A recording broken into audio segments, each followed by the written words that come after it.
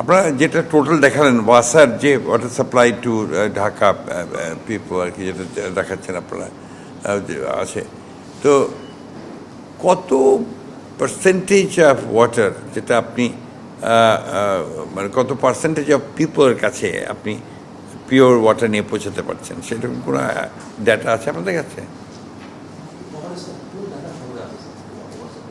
But ওই পার্সেন্টেজটা আপনারা ঠিক জানেন না যে ঠিক এক্স্যাক্টলি কতটুকু?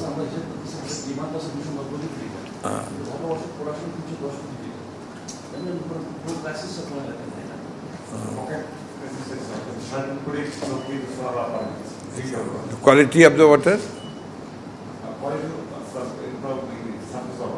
সবই সারফেস ভয়ঙ্কর।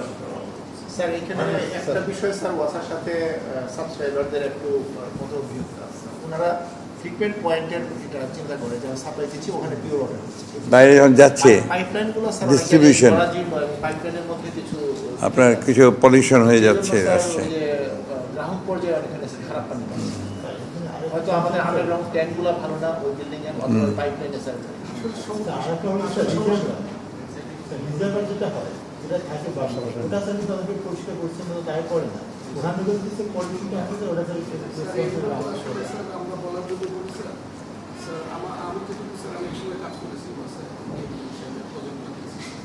সেটা হলো স্যার আসলে মূল পয়েন্টটা হলো স্যার আমি যদি 1 বারে প্রেশারে পানি দিতে পারতাম তাহলে স্যার যে প্রবলেমগুলো যে জিনিস ময়লাগুলো নিয়ে যাচ্ছে সেটা সেটেল ডাউন করে যেত স্যার। ওনারা 0.5 বারে দিতে পারতেন, এই জায়গাটাকে ইমপ্রুভ করে যদি 1 বারের দ্বারা নিতে পারে স্যার তখন আর এই পলিউশন কেন নিচ্ছেন না কেন? What is the problem? নিতে পারতাম স্যার, আমাদের আসলে কিছু জায়গায় ডিস্ট্রাকশন পাই, পানি পড়াশোনা করে যাচ্ছে অনেক ডিপ ছিল স্যার।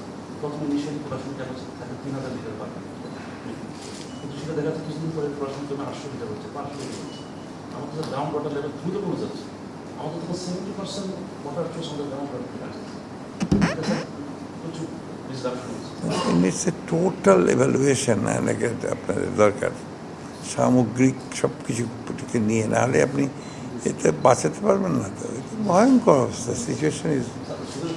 এখন কত কত ফিট যেতে হয় আপনাদের গ্রাউন্ড ওয়াটারে? 1000 ফিট। My goodness.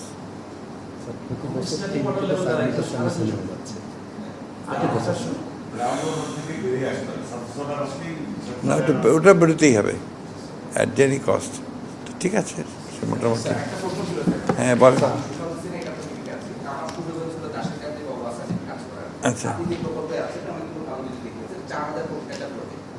এই প্রজেক্টটার জন্য যে সুয়ারে যাওয়ার কথা হবে বাসাবাড়িতে সুয়ারে যাওয়ার কথা, সেটার জন্য যে কানেক্টিং লাইন সেটা কিন্তু করা হয়নি, এখনো বললেন তো ওনারা এখনো করা হয়নি। কিন্তু এখন যেটা চলছে এবং যেটা বললেন বিদ্যুৎ বিল বছরে 25 কোটি, প্রতিদিন 10,000 লিটার এখানে জ্বালানি খরচ হচ্ছে, এরপরে পানিটা জাস্ট ওয়েস্ট হিসেবে যাচ্ছে।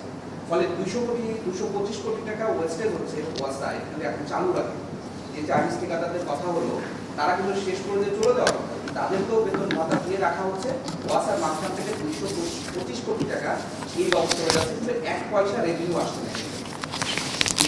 বলেন কি আপনাদের what is your answer? Network project দুটো প্রজেক্ট আমাদের অলরেডি পেন্ডিং আছে, একটা হচ্ছে দুটো যাবে সেটা আওতায় প্রায় ওইটা করতে 2025 থেকে 35 সালের আগে আরেকটা প্রকল্প জি রেভিনিউ কিন্তু হচ্ছে স্যার, রেভিনিউ হচ্ছে sir, not a single Penney sir আমাদের রেভিনিউ স্যার আমরা প্লিজ একজন স্যার আসলে এই দাদা ঠিকই বলছে, আসলে এর আগেও উনি আমাদের প্ল্যান্টে এসছে, আমাদের এখানে কাজ করতেছে স্যার।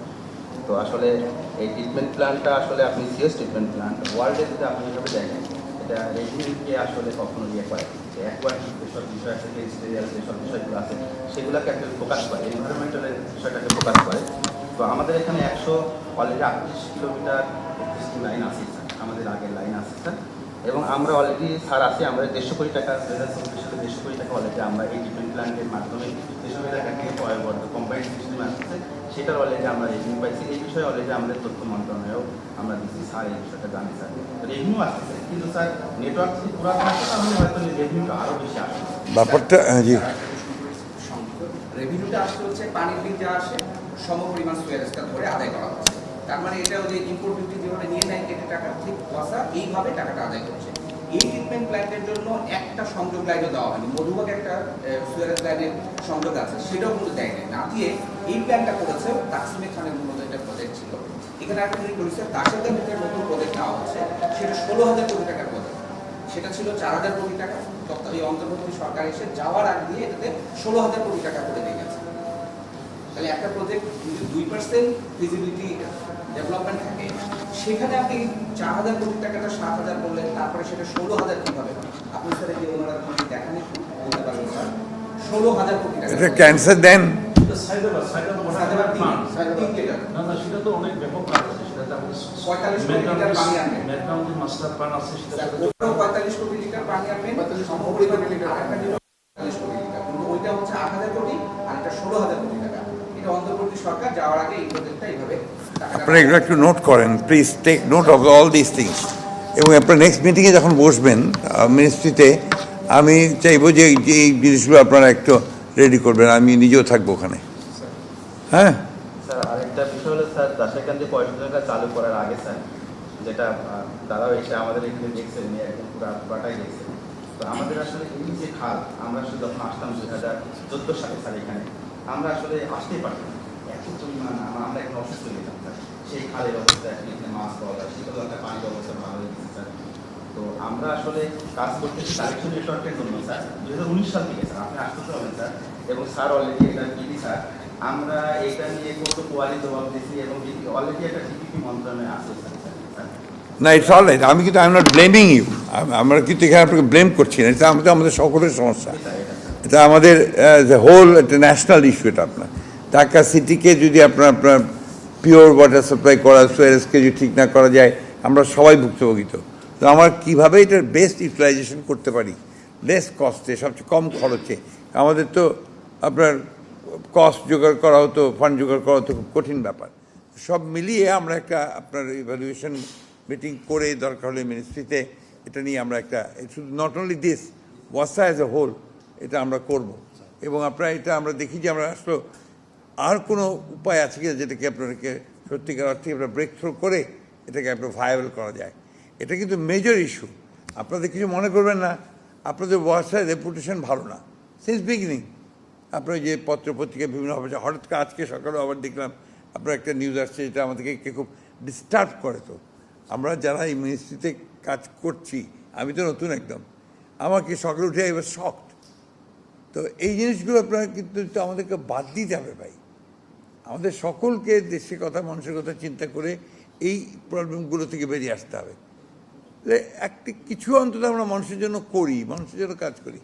এত প্রজেক্ট আসছে, এত টাকা আসছে, এত কিছু সবাই মিলে করতে চাচ্ছি, কিন্তু আমরা এখান থেকে যদি এখান থেকে আপনার সব লিকেজ হয়ে যায়, সব কিছু যদি বাইরে চলে যায়, তখন তো মুশকিল ব্যাপার।